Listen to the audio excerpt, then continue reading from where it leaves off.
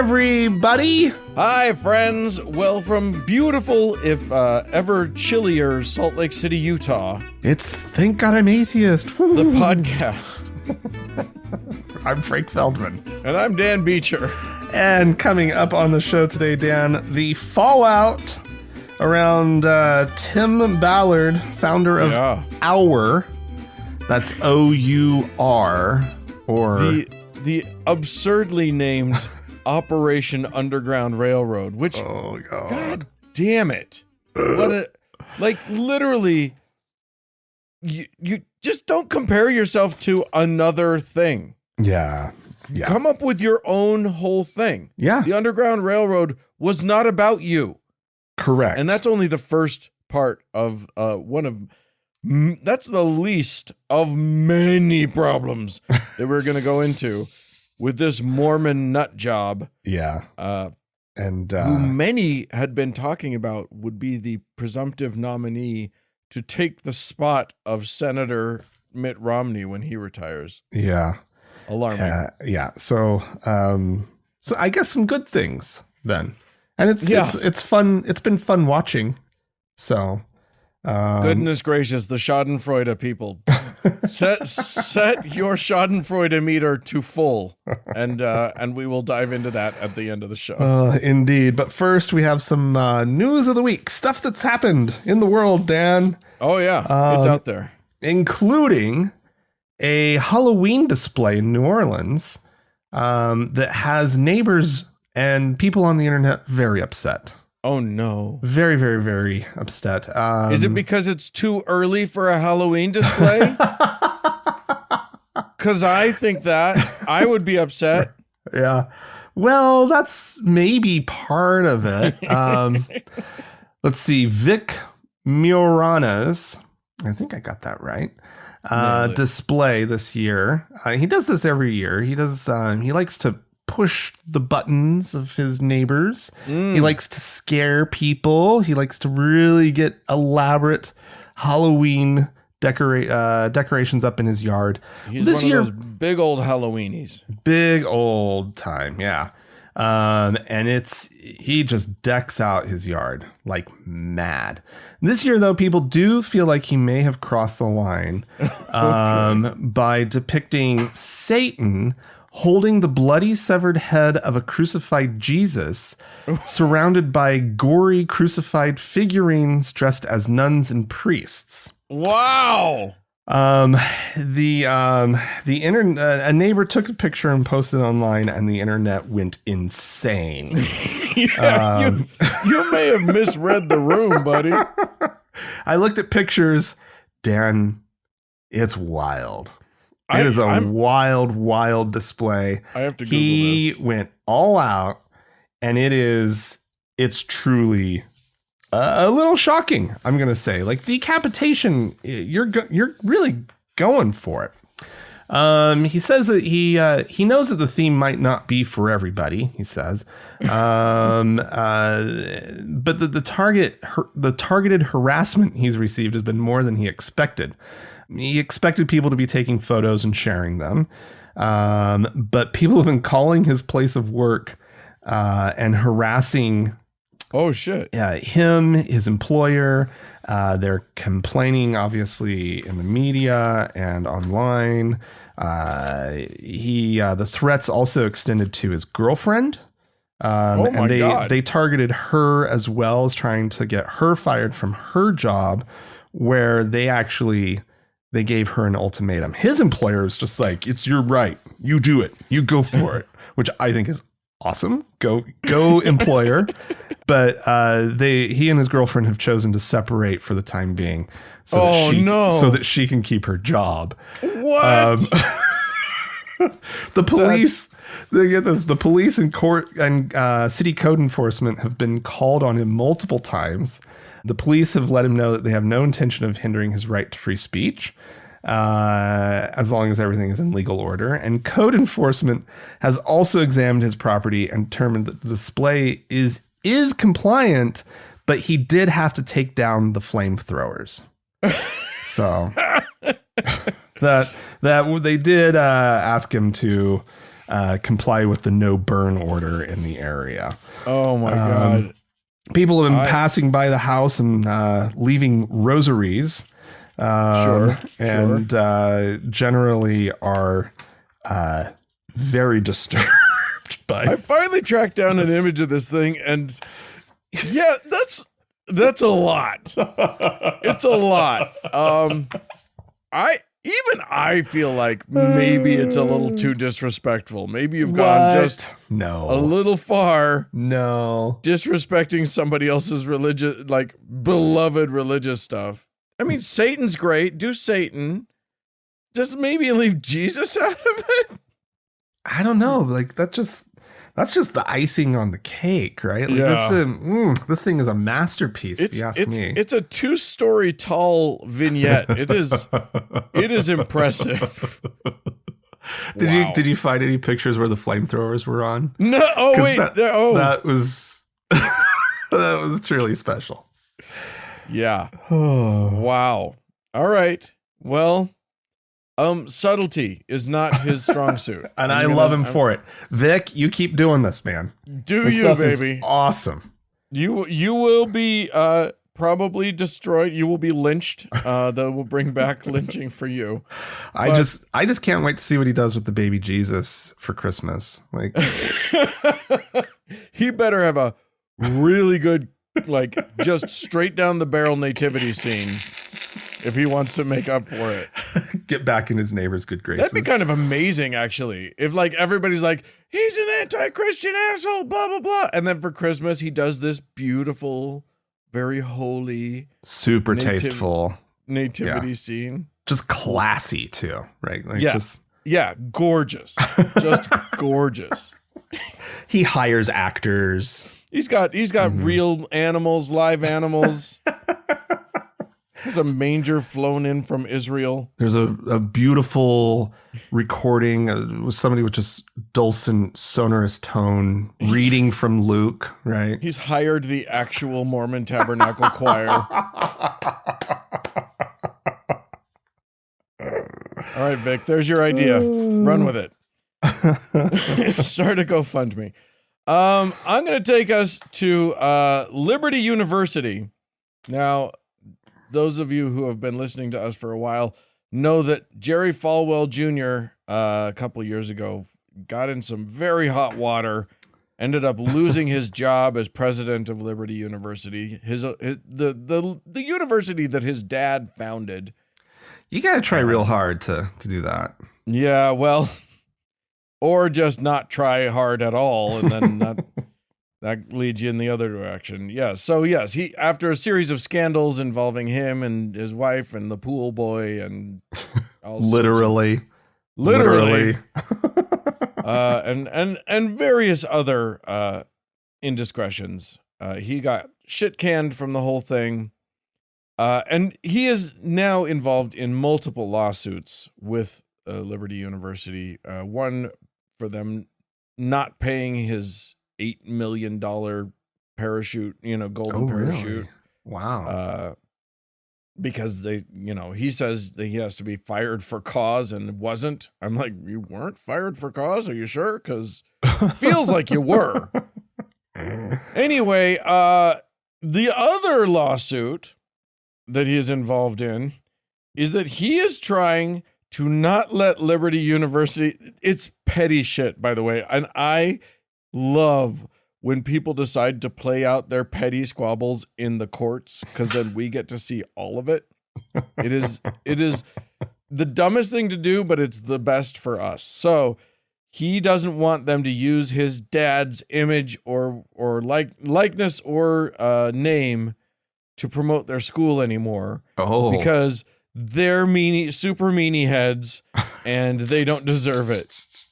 Sure. So yes, he is suing. He has just updated or amended his complaint, and the new amendment is delightful because it brings up a whole bunch of things that couldn't possibly be relevant, but are just like petty and mean. He goes after the current president, whose name is Prevost. Something Prevost. I don't remember his name. And he goes after him for diverting money from the university to his own personal foundation, and using the corporate jet, the school's corporate jet, to fly to his homes, plural, in Alaska and Arizona, which apparently costs $35,000 per trip. Wow. To go to Alaska. Wow. Or $20,000 to go to Arizona. How is that possible? How is it $35,000? I mean, but there you go. Apparently, having a private jet is even more expensive than I had thought. But the real thing, the most galling thing, I think, probably for Jay Falju, for the junior, is that Prevost consults with and talks to, apparently weekly, Franklin Graham. Uh-oh. The son of the other big evangelical pastor. Oh, no. So Jerry Falwell Jr. is furious. Furious. They're going to the wrong people. Now, the Falwell Family Trust or whatever does own the trademarks of Dr. Falwell. That's what they keep calling his dad. Oh, okay. So they own his image, his likeness, his trademark, whatever. And so he's trying to revoke it. But that means that there's another petty squabble, because his brother and his brother has given Liberty University permission to use Jerry Falwell Sr.'s image and everything. Oh boy. And has conspired with their sister to knock Junior out of the family trust. So skun dun dun. But Junior is now claiming that that's because Liberty saved his brother's ministry and donates a lot of money, apparently an undisclosed amount of money, to his ministry. So that's Jonathan Falwell is his brother. Oh my God. So they're, oh my gosh, it is infighting. Yeah. Why isn't this a TV show? Why don't we have this as a? You mean the Righteous Gemstones? I mean, Danny McBride can. I mean, what they did was they fictionalized something that didn't need to be fictionalized. Just tell the true story. It's even better. Oh my golly. Anyway. Well, Dan. Oh God, this one's so dumb. This story is just dumb. Okay, that's my warning to everybody. Okay. Trigger warning, dumb. Turkish President Erdogan is on record saying that he is bothered by the decor at the UN. and that it resembles LGBT colors. Oh, poor guy. He walked in. Colors? They're using colors, Dan. He walked into the General Assembly Hall, and there were colors, 17 of them, in fact, has been pointed out, that hanging in banners around the room, around the hall. Yeah. The 17 colors are associated with the Sustainable Development Goals of the UN. It's a program of the UN to end hunger, extreme poverty, to battle climate change and inequality, and to promote gender equality with a deadline of 2030. That seems like that's probably not going to happen. Yeah, good luck. Good luck, UN. And if you see a photo of the Assembly Hall, there are indeed big banners of sort of, they're not rainbowy colors, right? Yes, there is sort of an orangish color, and there is a sort of a bluish and a greenish color, and but they're not in any sort of rainbow sequence. And again, they're not bright primary colors like you see on the rainbow. Right. And but he Yeah, still, the gay pride thing. It's very specific. yeah, very, very specific, sir. It's not just any grouping of colors counts for gay pride. Well, I mean, he seems to think, though, that colorful equals gay. And so he rejects color in all of its forms. I don't like color. Why are you doing color? He keeps everything monochromatic in his Yeah. life, clearly. And to be honest, this level of sensitivity over having to face anything gay Right? does make me question a little bit about The lady doth protest too much, methinks. I think he has some attraction to the men, is all I'm gonna Come say. on, Recep, or whatever. I don't know how to say his first name. It was probably pretty close. I don't know how to say it either, but it sounded good to me, Dan. Yeah, we'll go with that. Yeah, so he's all up in arms. He says he said this to a Turkish broadcaster. One of the issues that bothers me the most is that when entering the United Nations, you see LGBT colors on steps and other places. Not the steps. On Say the it ain't steps, so. Dan. Good Lord. He of course was in attendance at the UN this week as part of their world leaders summit or whatever. There were like 130 some odd leaders attending the UN this week, world leaders. Wow. And yeah, it's a great opportunity to get out and to complain to about the complain gays. about the gays. Take any opportunity you can, sir. I mean, Turkey is pretty rough for gay people right now. It's Yeah. not technically illegal to be gay, but the police are known to harass and largely because of him. Like he I'm has sure. been Yeah, he has been a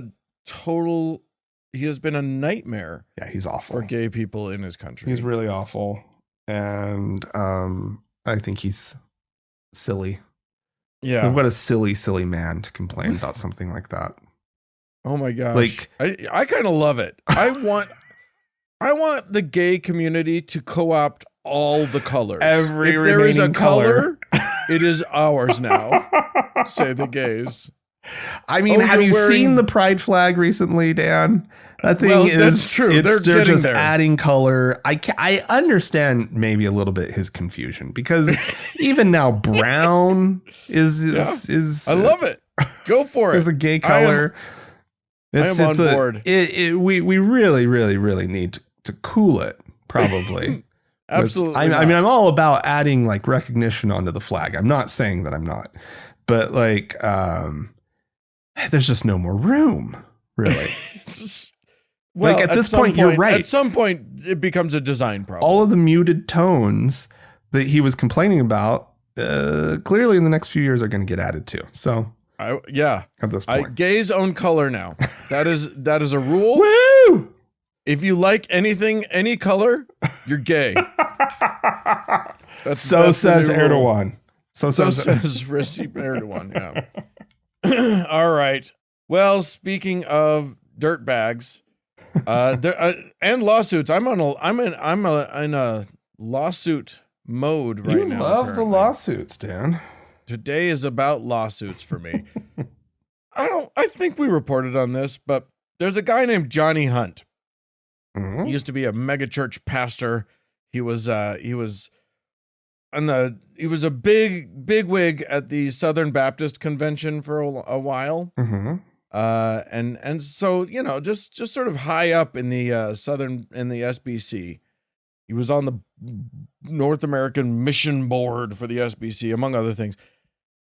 Anyway, the SBC at one point, you'll recall, finally took a tiny amount of action in regards to abuse, like,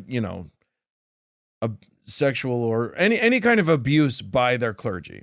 Mhm. So they ran a huge investigation of leaders in the SBC. And one of the things that came up in their investigation was that our friend, Brother Hunt, had had been naughty in the past. Now, what they found was actually a brief and probably consensual, what he called an extramarital encounter. It turns out with another pastor's wife, which that's kind of funny. But anyway, he was summarily dismissed from a bunch of stuff, and this is the salient point. They revealed this. The SBC's investigative team revealed that this had happened. This happened like 10 years before. He had managed to conceal it for 10 years. And so he is suing the SBC because that's private. What right did they have to expose it? Now, I bring this up because I don't know how to feel about this. Because it is private. And like what he does, like, here's the thing. On the one hand, what a person does in their own personal lives with other consenting adults seems to me to be none of my goddamn business. However, if you are purporting to be a religious leader and a person who preaches about that particular thing being sexual immorality and, blah, blah, blah, and you're a wild hypocrite because of it. And, it would harm the brand of for lack of a better word, of the church that you represent for this to come out. I don't know. Maybe they do have a right to expose him. So I don't know where this is going to land. It's a very interesting case. I think that it's when you're talking about private individuals, I think that privacy is obviously more important, right? Or like if you're not a known person in the world, right? You're just going about living your own life. I think your right to privacy is a lot stronger, right? And a lot more comprehensive, in my opinion, right? Yes. I think as you start putting yourself out there and once you're in certain positions, particularly, your right to privacy goes significantly down. Like that's just part of it. You want to go be a leader of some big organization. You want to go be a pastor of some, church. You want to whatever, like, and hold yourself up as a paragon of morality.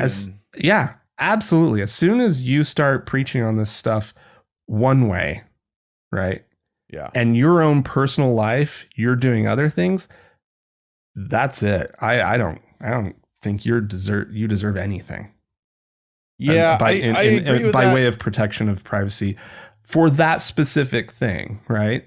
Like you may still have other things in your life that should still be private. People should respect your privacy. Yeah. But no way. No fucking way. If what he preached was everybody's okay to do their own thing and, we all make our choices and you're fine. Sure. Yeah. That would change things for me. Here's the other thing. It's not relevant then in that point, his extramarital affair, right? Because he's not compromised on the issue. Right. Yeah.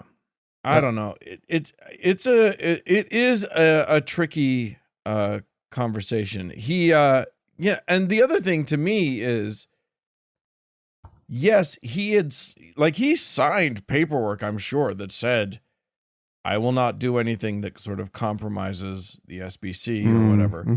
But the thing that they found that he did before he was part of the SBC, before he served in that capacity. But it probably has a thing that says, in my past is clean too. You know what I mean? Yeah. I don't know. It's all very, a little wishy-washy, but yeah, I think you're right that like you put yourself out there as a leader, especially as a moral leader. Yeah. You have given up certain rights. And it doesn't, for me, like like for the SBC to be releasing this or whatever, right? Like if it's nasty, if it's has ill will, whatever, like that's not even part of it for me, right? Right. Like I don't care what their motivations are. Oh, they're protecting their brand, great, fine, whatever, right? Yeah. Like I think it's about him being a hypocrite. Indeed. That's it for me. Yeah. But, it's so rare that church people are hypocrites that I can't see this ever coming up again. So, Indeed. All right, Dan. yeah. A woman in Indonesia, a TikToker, Okay. in fact, with more than 2 million followers by the name. Oh, Her name is Lena Luff. Oh, boy. I practiced this, too. Lena L is what we're going to call her. okay. Just for I'm Cop out. showing respect by not trying to pronounce the name. Okay, I accuse practiced. you of copping out. I practiced. I got to the moment. I chickened out.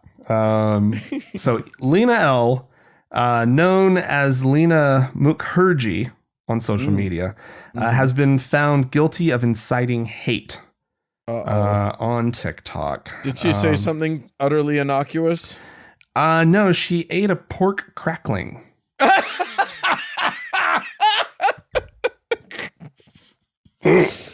So literally, she incited us to hate her. Like that's what they're saying.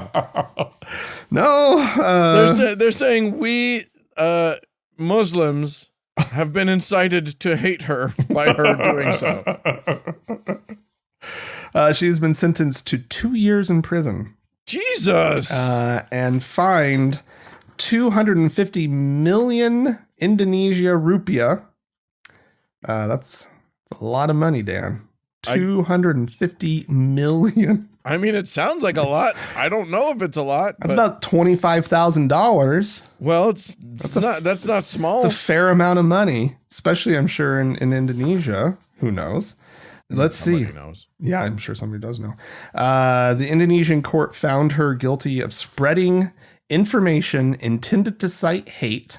And let's see, she was reported by a cleric who saw the video to the local police for blasphemous action, accusing her of consciously eating pork skin as a Muslim. Now, in the video, right before eating the crackling, she says Bismillah, which is an Arabic phrase meaning "in the name of God." Yeah. It's an invocation that is normally said by Muslims before taking an action, right? Bismillah. I thought it was said before you say we will not let you go. Bismillah. No, we will not let you go. Damn, Jesus Christ. That's what it says. That's the only context I know that word from. Anyway,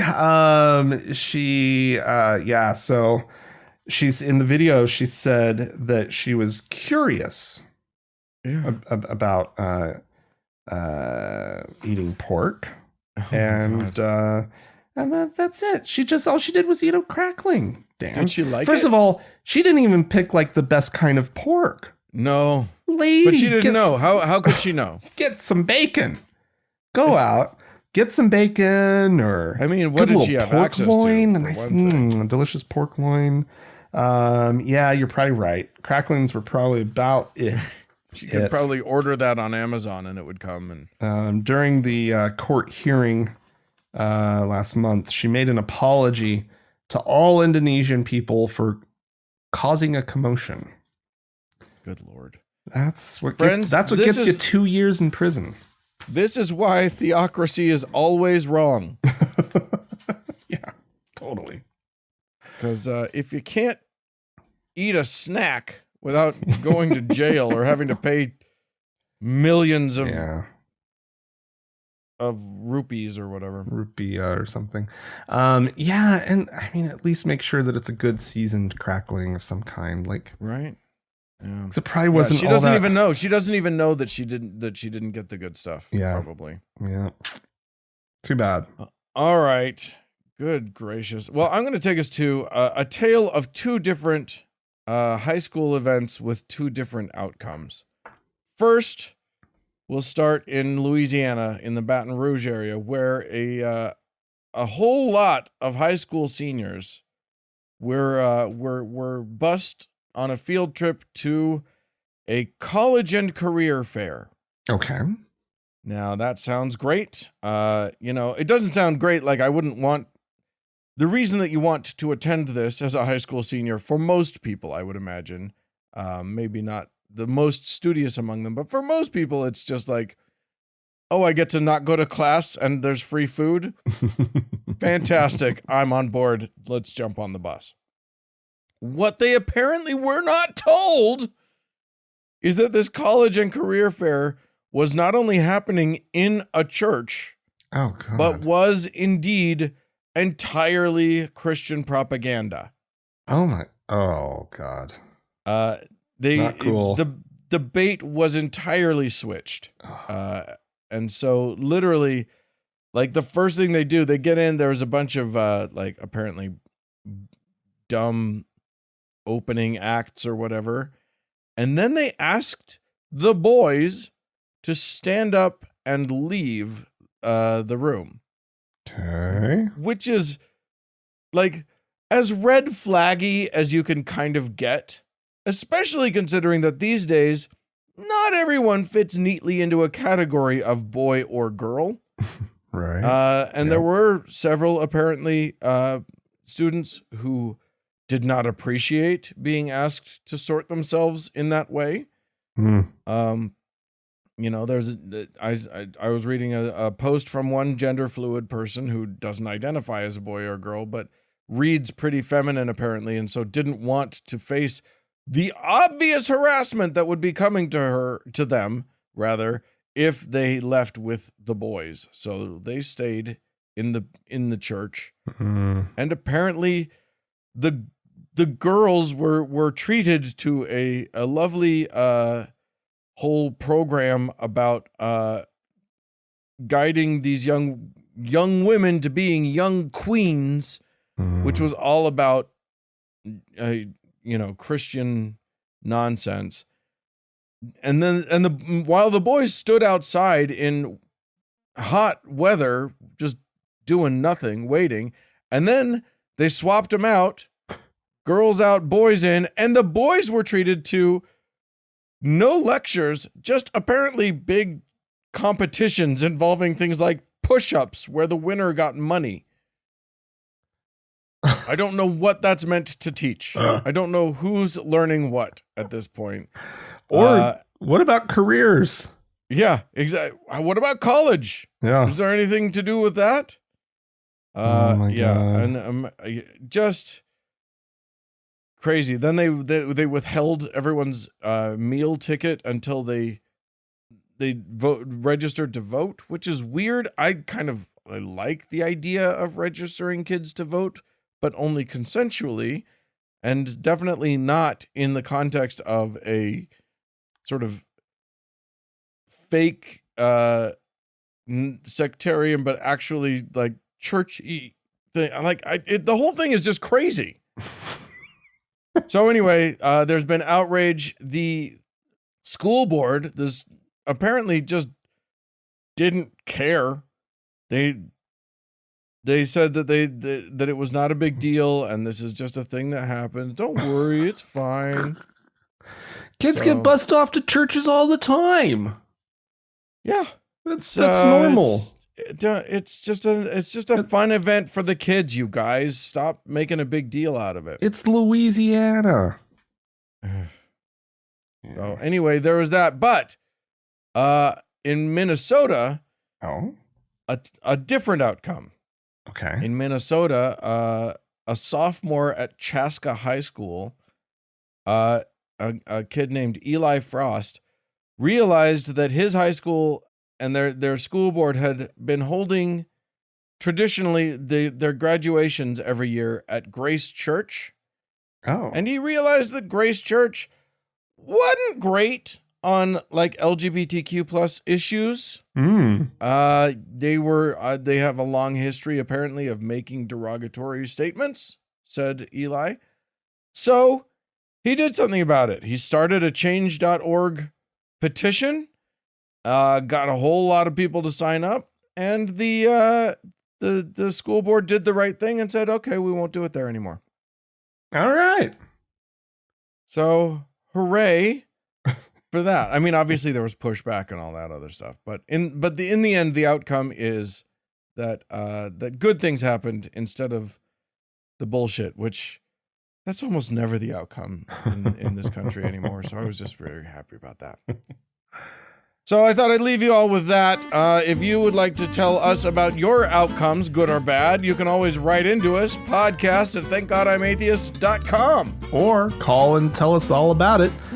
Telephone number is 424-666-8442. Stick around. There is more show coming up.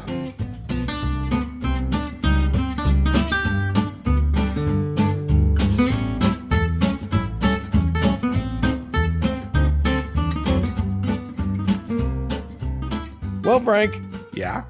listen, there's been a big right-wing convention thing happening. Pray Vote Stand. Oh, God. And, you know, we talk a lot about this, but boy, do the Christians want to make this country a theocracy and make eating pork cracklins or some various equivalent against the, punishable by death. But they're also like still using like the drag queen trans gay thing as their wedge issue. So this is going to get ugly about drag queens. Okay, I'm just going to let you listen to what this panelist at this convention has to say. All right. We have a drag queen principal of one of our schools who has now hired another drag queen to work inside our schools. This is what Joe Biden wants for our schools, folks. Well, I have demanded that that individual be fired. No drag queen should be running a school anywhere in this country, especially in Oklahoma. The Supreme Court has been wrong. There is no separation of church and state in the Constitution or Declaration of Independence. It doesn't exist. So we will bring God back to schools and prayer back in schools in Oklahoma, and we will fight back against that radical myth. Wait, what? There you go. The principal showing up in drag? Yeah, I think that's the image they're trying to paint. Not that like they have a regular principal who in his own time on the weekends sometimes dresses up in drag and goes and does a drag show. Right. Like I think I think most of the people listening to that have this image now of like a principal and vice principal walking around in, 6-inch heels. I mean, I'd like to see that TV contour show. makeup. Yeah, I bet that TV show would be great. Yeah. That would be a great reality show. Honestly, no one takes any look, you're not going to get away with anything with drag queen principal. Drag queen principal runs a tight ship. A strict disciplinarian for sure. That is yeah. exactly the principle that these people don't know that they want. These people do not know that this is their dream principle. They just dress differently than they think someone should. Yeah. No, but that is not at all what's happening. No.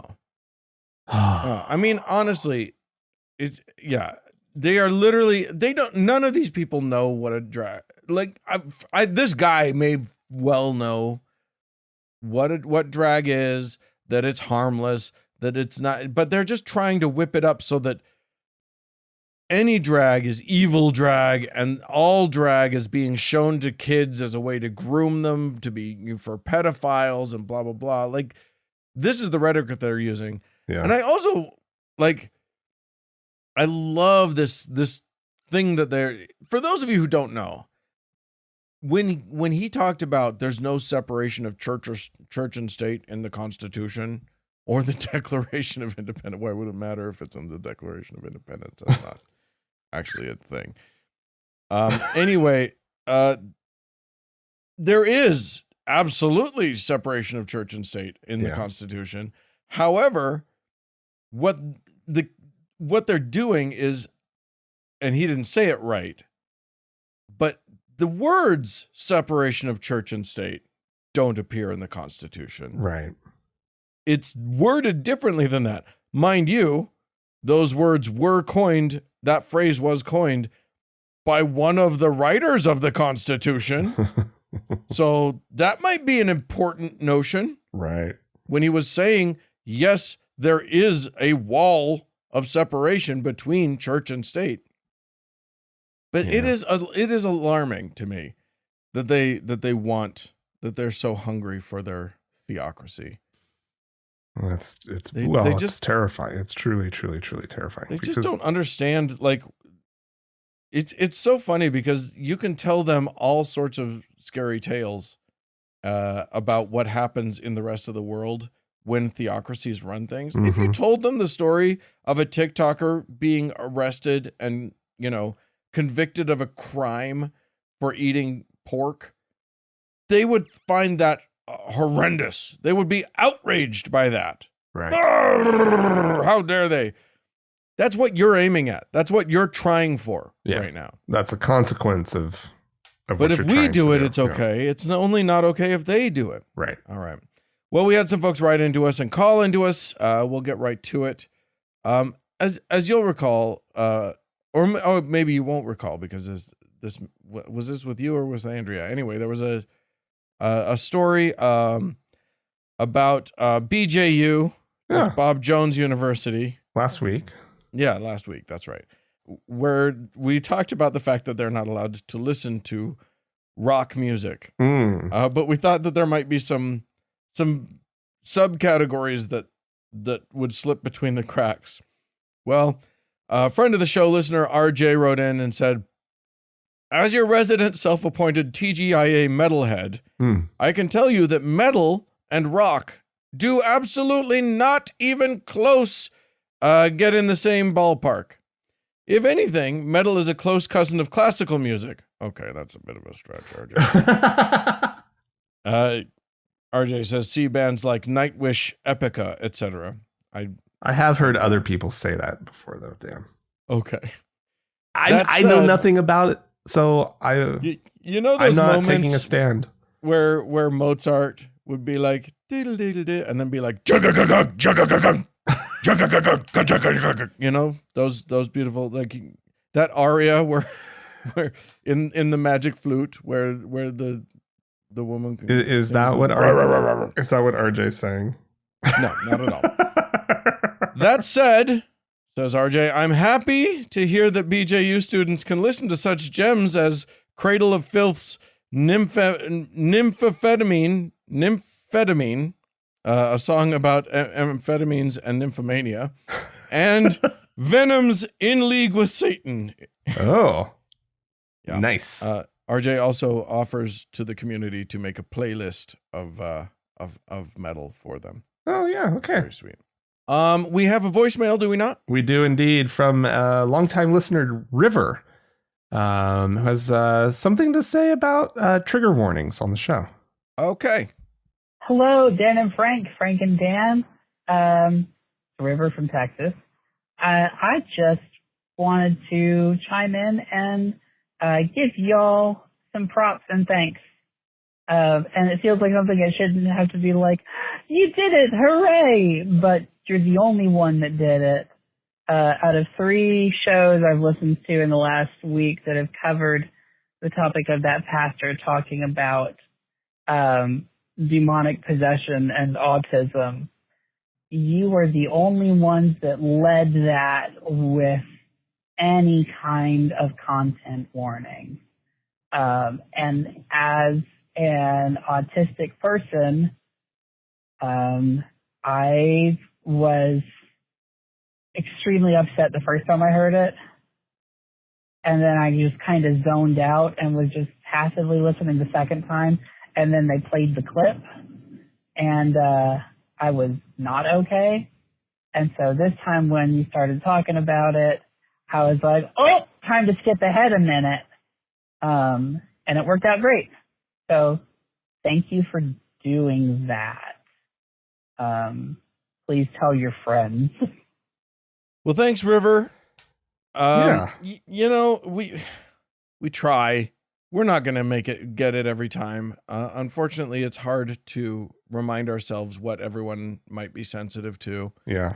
But we certainly want everyone to be able to skip ahead if something's going to be upsetting for them, if we can remember. I mean, sometimes it feels like the whole episode should just be a trigger. Right. Like We should- just, yeah, I mean, just so you know, guys, it's It does some- feel like there should there's some probably dicey be shit coming up. a blanket trigger warning for just like This our show content. contains content that some listeners may find We should have that at the top of every show. Disturbing. This show contains content that some listeners and we find upsetting. yeah, no kidding. It is kind of what we do though, right? Like Yeah. these Yeah. stories are We are trade- disturbing stories, but we there trade in there are also upsetting moments content. though, Dan, and it's why we do give trigger warnings sometimes. There are stories and audio clips like the one that we played last week. I think it was last week. Yeah. That they cross over an additional line, right? Yeah. And It's extra upsetting. yeah, and we may not get all of them, but But we will try. we We'll try. continue We'll to continue try. to try. So Because we love you guys. yeah, and we There's don't no want reason for you to be we don't want to participate in your trauma. no.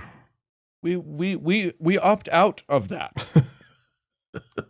All right. This is from Jay, who writes in to say, Frank and Dan, your piece on interfaith gatherings brought back some memories. My local Anglican church held a meeting between Christian, Muslim, and Jewish leaders to discuss ways of cooperating with charitable endeavors. That sounds nice. That does.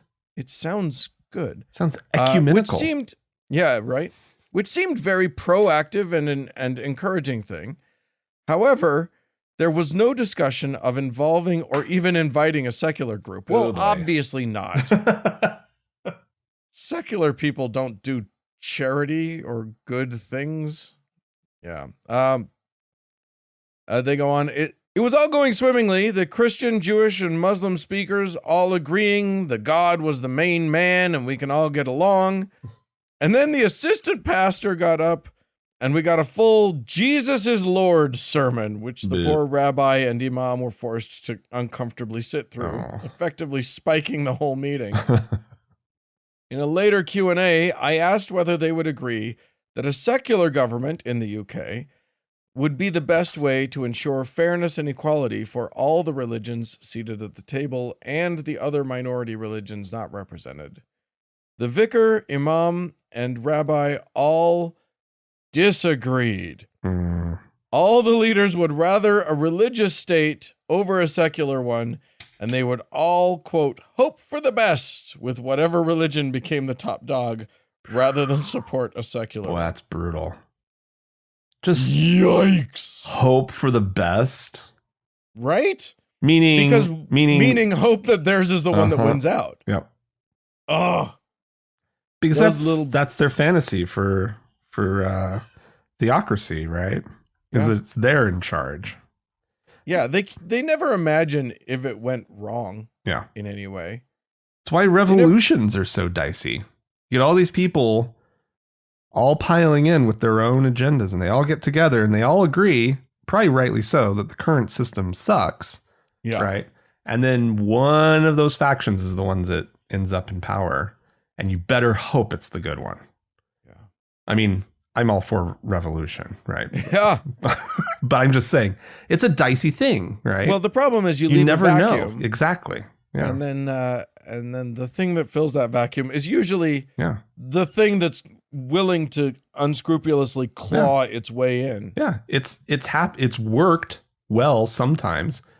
There's a ton of examples of it just being like, ooh, boy. Yeah. People There's a lot of- suck, right? Like people in power suck. Yeah, it's So true. All right. Well, do we have some folks to thank? I don't know why I just got on that for a second. Well, you know, we do people have suck. people to thank, Dan. We have a These new. are the people that don't suck. These people Speaking are of people that don't- awesome. That's right. All right, we have a new teacher on Patreon, Dan, by the name of Katie. All right, Katie. Um, I've said it before. I'll say it again. I like giving magic priesthood powers to ladies. Oh yeah. I assume Katie is a lady. It rhymes, so it must be true. And if you'd like to join Katie in supporting the show, please go to our website, thankgodimatheist.com, and click on the support tab, and you'll find some options. And as always, we have our top donor to thank, Dan, our Lord and Savior, Davis. More show coming up.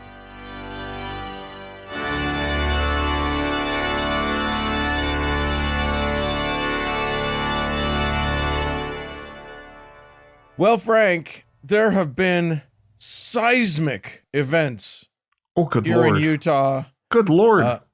in the Mormon circles. Well, and in the anti-human trafficking circles as well. Oh Dan. my gosh. Let's not forget them.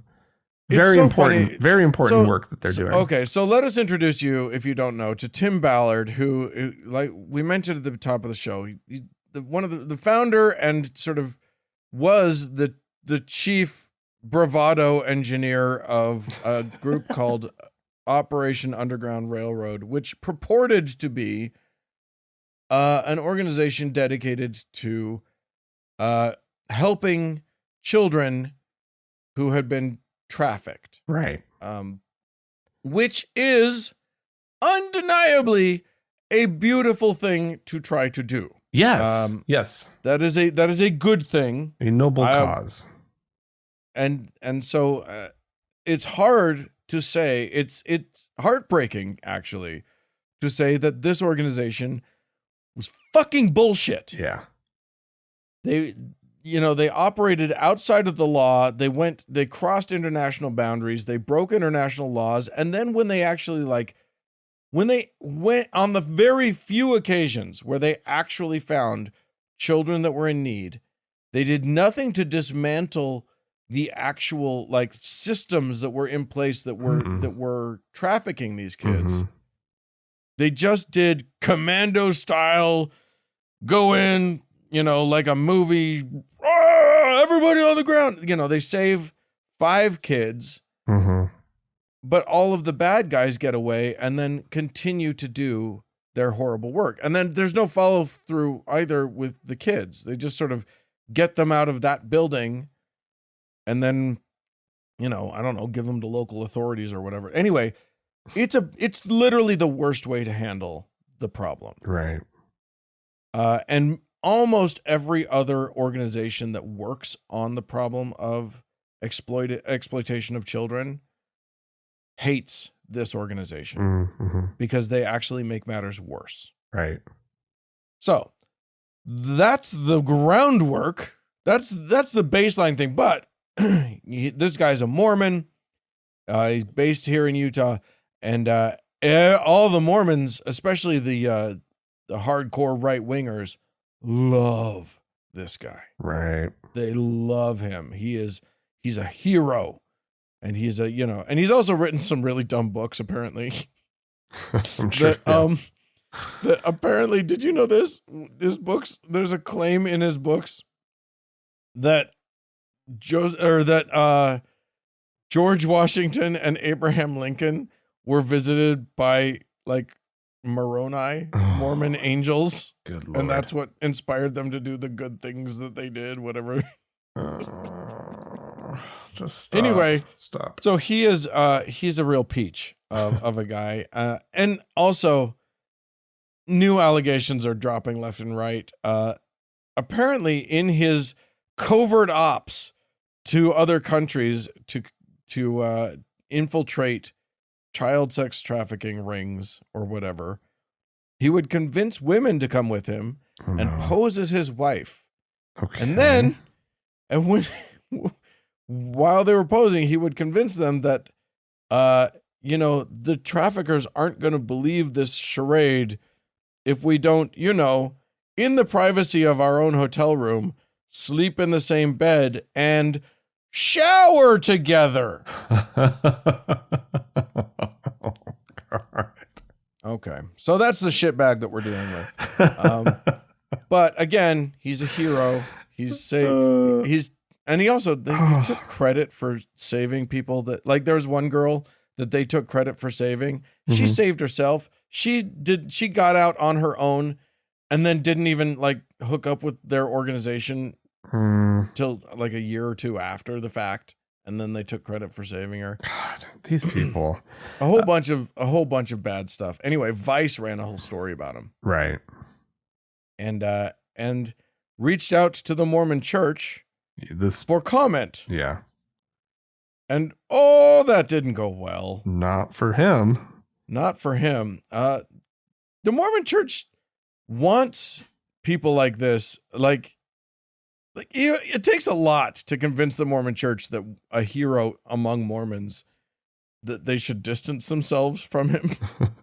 But distance themselves they did.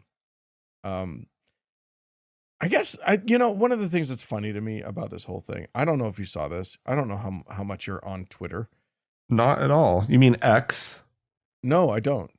I mean Twitter. I won't. I will not. What about, understand me? What about Twix? Twix? Okay. Been wondering if it's a nice compromise. Yeah, we can. I think there might be another organization, another company that might object, but for now, Twix it is. Anyway, I was on. So one of the things that happened in the Mormon Twitterverse is that a group of people that frequently refer to themselves as Desnat.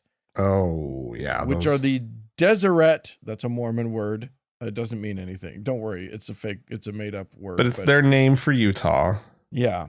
Deseret nationalists is what Desnat means. If you think, is that like Christian nationalists but Mormon? Yes, that's what that is. Literally, and they own that appellation. They love it. Yeah. So they, of course, instantly bent over backwards, claiming, "Oh no, the statement that Vice published from the church must be fake because it's Vice. Right? Don't believe it." And they and that gave them comfort for a little while because he's their hero. Right. He's their absolute hero. He's a big, strong man who goes in with guns and makes the world better with shooting and bravado. And then, of course, other organizations, including the Mormon Church-owned Deseret News, called the church and checked in and was like, "Was this really you?" And they were like, "Yeah, that was us." And now the church is engaged in a very big campaign of scrubbing Tim Ballard and any articles that he's written or anything from their website. Wow. So there's a lot of page not founds popping up now.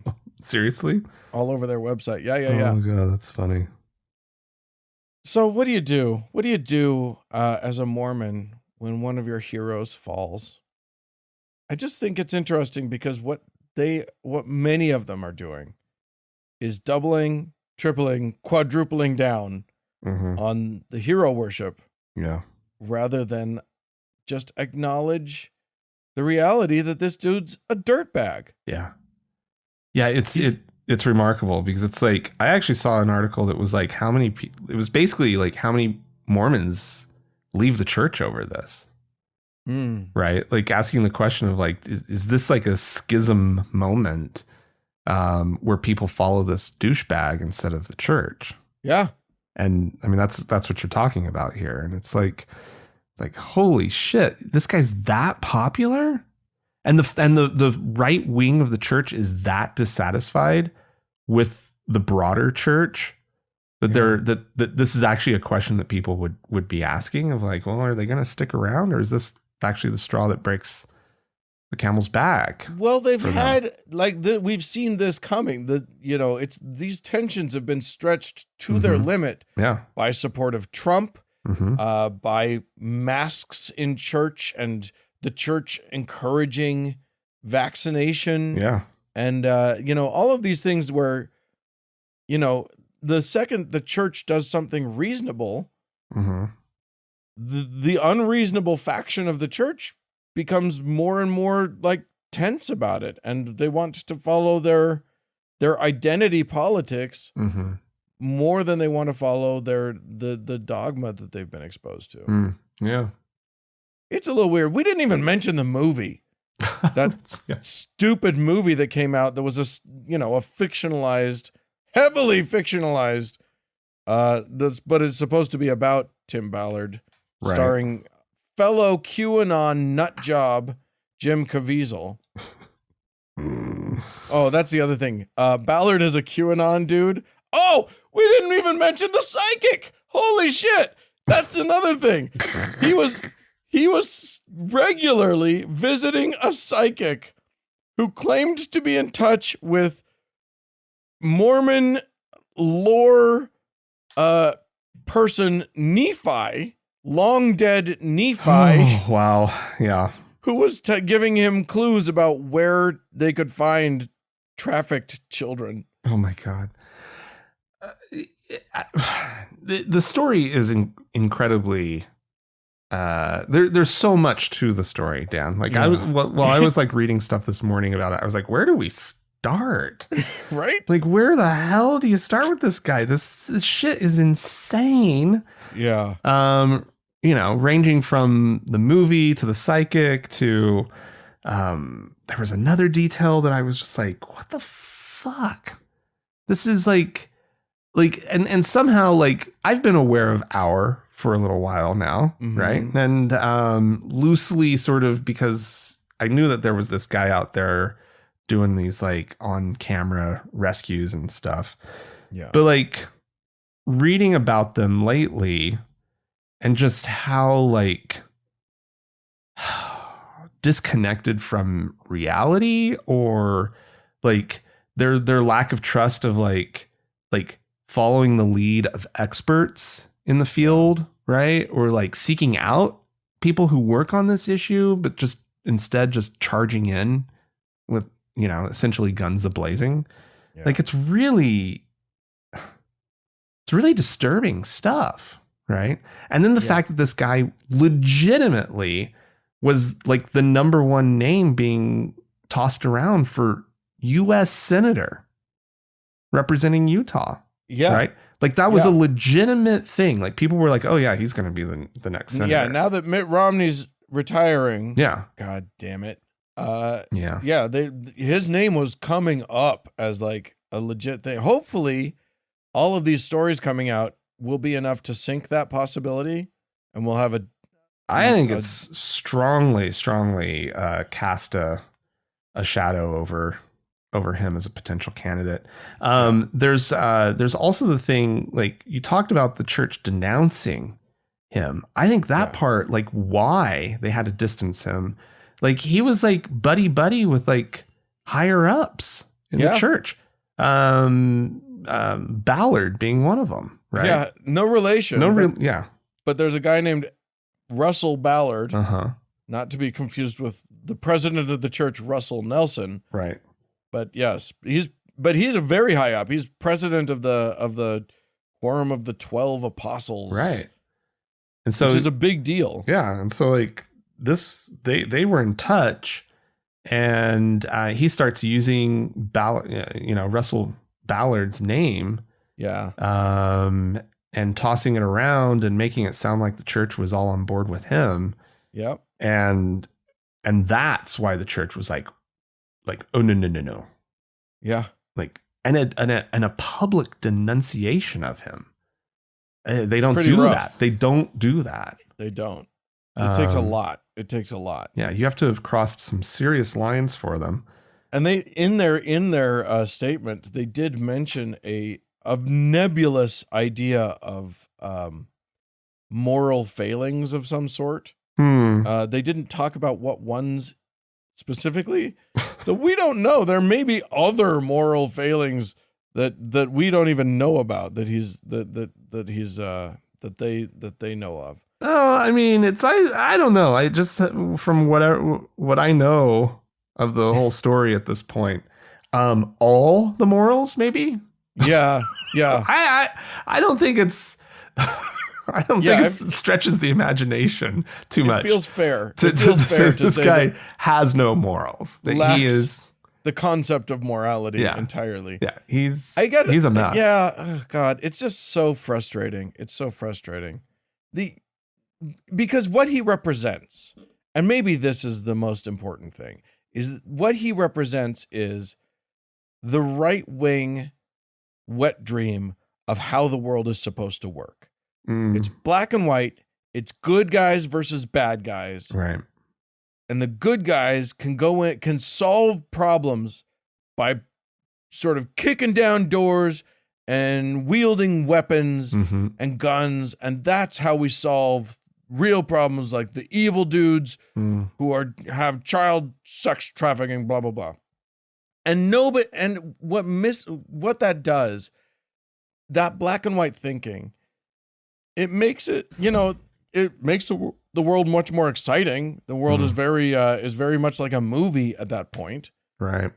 but it misses the truth of the entire way the world works. Right. Because if you want to know where child sex trafficking happens, 99 times out of 100, it's not a ring of bad guys Yeah. in Albania or whatever who kidnap. It's not taken. It is someone's uncle. Mm, It is someone's gym teacher. It is a trusted friend, mm, and it's one kid or just a few kids being groomed by someone that the family trusts. right. And if that's what it looks like, it's a lot uglier. It's a lot harder to deal with. It's a lot more emotionally complicated Mm-hmm.